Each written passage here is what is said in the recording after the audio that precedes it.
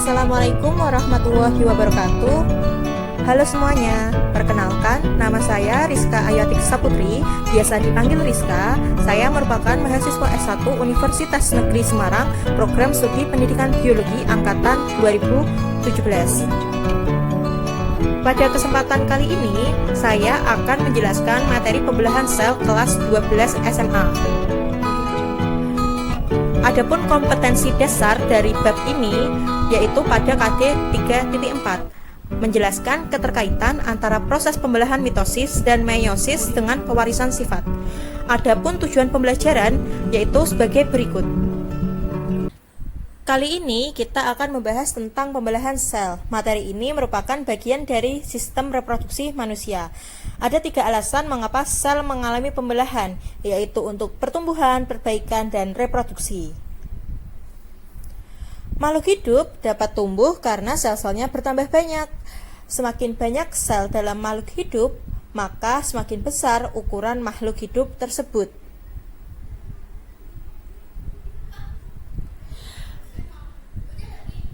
Pernahkah kamu mengalami luka pada bagian tubuhmu? Setelah beberapa lama, bagian tubuhmu yang terluka akan menutup seperti semula. Pada intinya, bagian yang mengalami luka juga mengalami kerusakan jaringan dan merupakan hasil dari proses pembelahan sel. Seperti yang kita ketahui bersama bahwa pembelahan sel terdiri dari 2 macam. Yang pertama adalah pembelahan secara langsung atau disebut amitosis, dan yang kedua pembelahan secara tidak langsung yaitu mitosis dan meiosis. Nah, kita akan membahas pembelahan amitosis terlebih dahulu. Amitosis adalah pembelahan secara langsung atau pembelahan tanpa melalui tahap-tahap pembelahan. Amitosis juga disebut dengan pembelahan biner karena membelah diri dari 1 menjadi 2, 2 menjadi 4, 4 menjadi 8, dan seterusnya. Amitosis terjadi pada organisme prokariotik atau organisme yang belum memiliki inti sel. Contohnya yaitu bakteri dan ganggang biru atau cyanophyta. Selanjutnya kita akan membahas mekanisme amitosis. Yang pertama, kromosom bakteri menempel pada membran plasma. Selanjutnya, kromosom menduplikasi atau menggandakan diri. Yang kedua, protein FTSZ atau filamenting temperatur sensitif mutan Z berpindah ke bagian tengah sel dan membentuk cincin. Selanjutnya, pada gambar yang ketiga, membran plasma melekuk ke dalam, membagi sel menjadi 2 bagian yang sama, dan yang terakhir terbentuk dinding sel baru di antara sel-sel anak sehingga menjadi 2 bagian sel yang sama dengan induknya. Siklus sel terdiri dari 2 tahapan. Yang pertama yaitu interfase 1 dan yang kedua yaitu mitosis.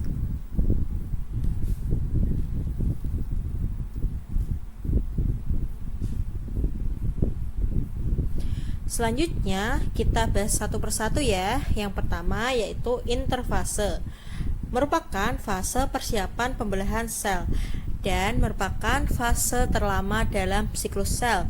Terdiri dari 3 tahap. Yang pertama G1 atau fase gap 1 atau growth 1, merupakan fase pertumbuhan primer. Yang kedua S atau fase sintesis DNA, yaitu fase replikasi DNA. Dan yang ketiga adalah fase G2 atau gap 2 atau growth 2, yaitu fase pertumbuhan sekunder, fase di mana terbentuknya organel-organel sel. Selanjutnya kita akan membahas mitosis. Seperti yang kita ketahui bersama, mitosis adalah pembelahan tidak langsung, yaitu pembelahan yang melalui tahap-tahap pembelahan. Mitosis terjadi pada sel tubuh atau somatis dan menghasilkan sel anak dengan jumlah kromosom yang sama dengan sel induk. Ada 4 fase dalam pembelahan mitosis, yaitu profase, metafase, anafase, dan telofase atau disingkat dengan PROMAT. Hasil akhir pembelahan ini adalah dua sel anak yang masing-masing memiliki sifat dan jumlah kromosom yang sama dengan induknya. Setelah ini adalah tahap-tahap mitosis. Silahkan perhatikan gambar dan ciri-ciri dari setiap tahap pada mitosis.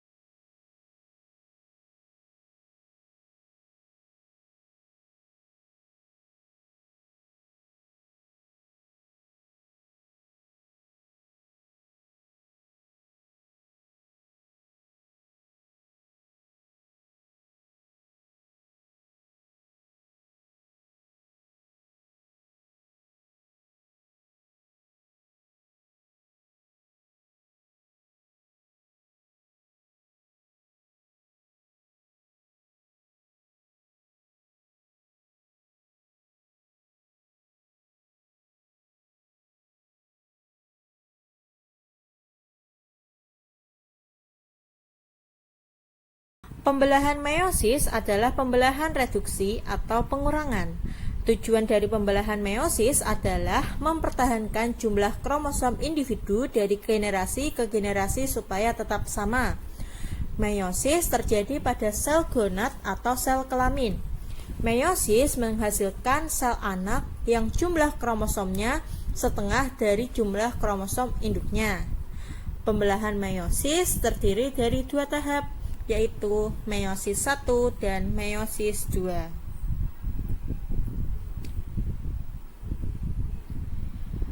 Kemudian tahap-tahap meiosis.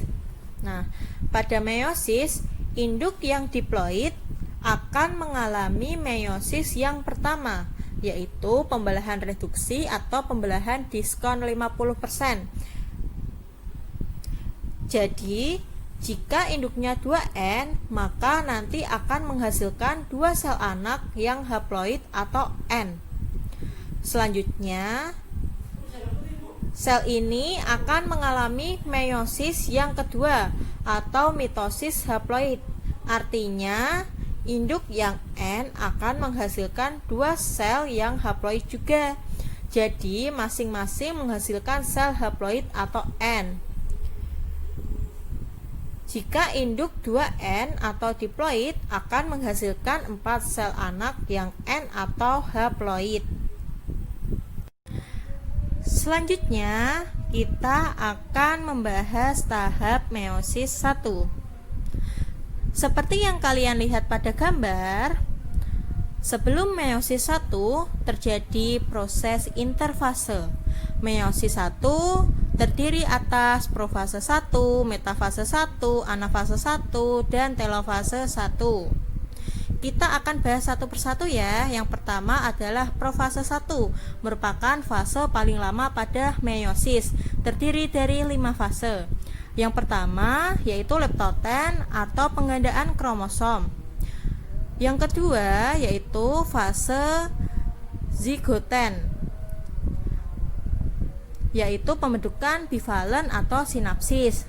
Kemudian fase yang ketiga adalah pakitan, terbentuknya tetrad dan pindah silang dimulai.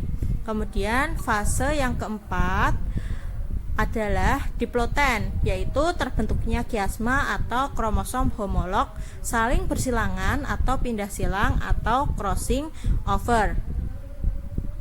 Dan fase yang kelima adalah diakinesis, yaitu nukleolus menghilang dan terbentuk benang-benang spindle dan persiapan untuk metafase 1. Selanjutnya, fase yang kedua adalah metafase 1. Nah, pada gambar terlihat kromosom tetrat bergerak di bidang ekuator. Jadi, kromosomnya berkumpul di tengah. Cirinya adalah jumlah lengan pada kromosom ada 4. Karena ada 2 kromosom, jadi terdapat 8 lengan berada di bidang ekuator.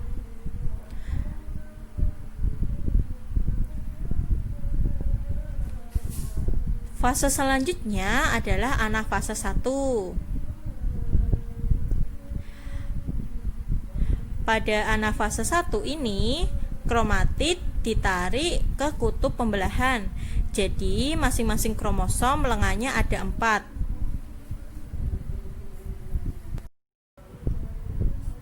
Nah, fase selanjutnya adalah fase telofase 1.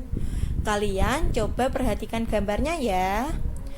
Pada telofase 1, cirinya kromosom homolog berada di kedua kutub. Setiap kutub sudah memiliki satu set kromosom haploid. Selanjutnya, pada telofase 1 terjadi sitokinesis dan karyokinesis. Nah, hasil dari pembelahan meiosis 1 adalah 2 sel anak yang haploid. Kromosom tersebut terdiri dari semasang kromatid, jadi lengannya masih 4.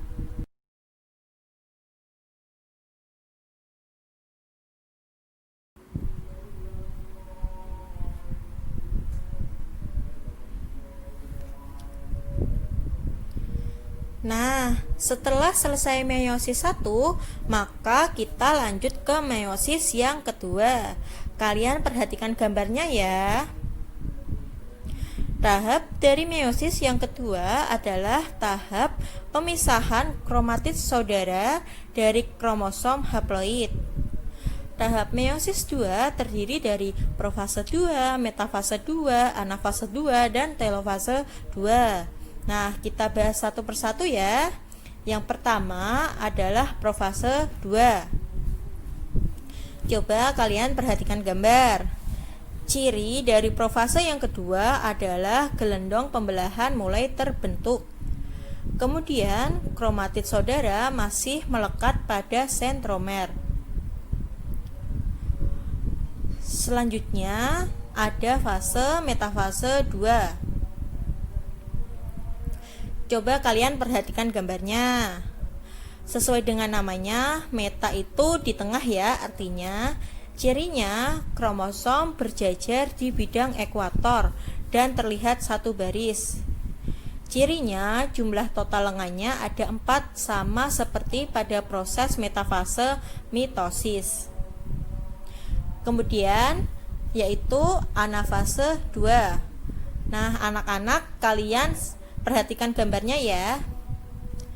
Ciri dari anafase 2 adalah kromosom yang mempunyai lengan 2 ditarik ke kutub pembelahan.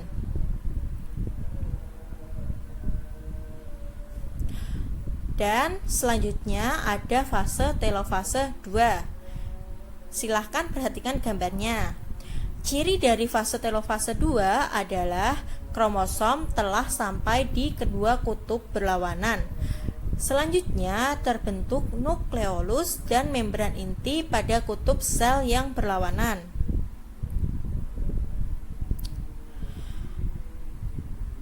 Pada telofase 2 terjadi proses sitokinesis dan dihasilkan 4 sel anak yang kromosomnya haploid. Coba kita perhatikan sekali lagi crossing over yang terjadi pada pembelahan meiosis. Kromosom homolog ini berasal dari ibu dan yang satunya lagi berasal dari ayah.